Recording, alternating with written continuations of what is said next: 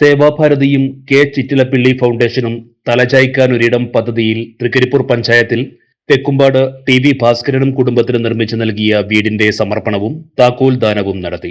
താക്കോൽ ദാനം സേവാഭാരതി സംസ്ഥാന സെക്രട്ടറി കെ സുരേഷ് കുമാർ നിർവഹിച്ചു.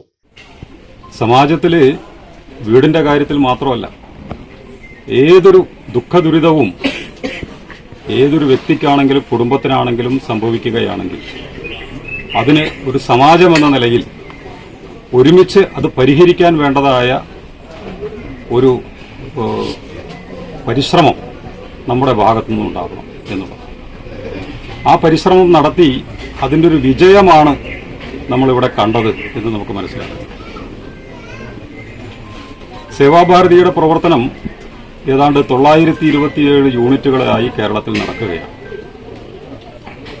മൊത്തം ഭാരതത്തിൽ നോക്കുമ്പോൾ രാഷ്ട്രീയ സേവാഭാരതി എന്ന നിലയിൽ ഒരുപാട് പ്രവർത്തനങ്ങൾ എല്ലാ സംസ്ഥാനങ്ങളിലും നടന്നുകൊണ്ടിരിക്കുന്നു.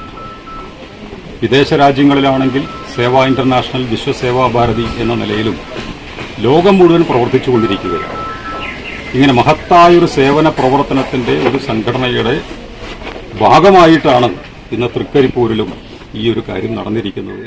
സേവാഭാരതി തൃക്കരിപ്പൂർ പഞ്ചായത്ത് പ്രസിഡന്റ് കെ സതീശൻ അധ്യക്ഷത വഹിച്ചു. രാഷ്ട്രീയ സ്വയംസേവക സംഘം കണ്ണൂർ വിഭാഗ് വ്യവസ്ഥാ പ്രമുഖ പി സജീവൻ മാസ്റ്റർ മംഗളപത്ര സമർപ്പണവും സേവാ സന്ദേശവും നൽകി.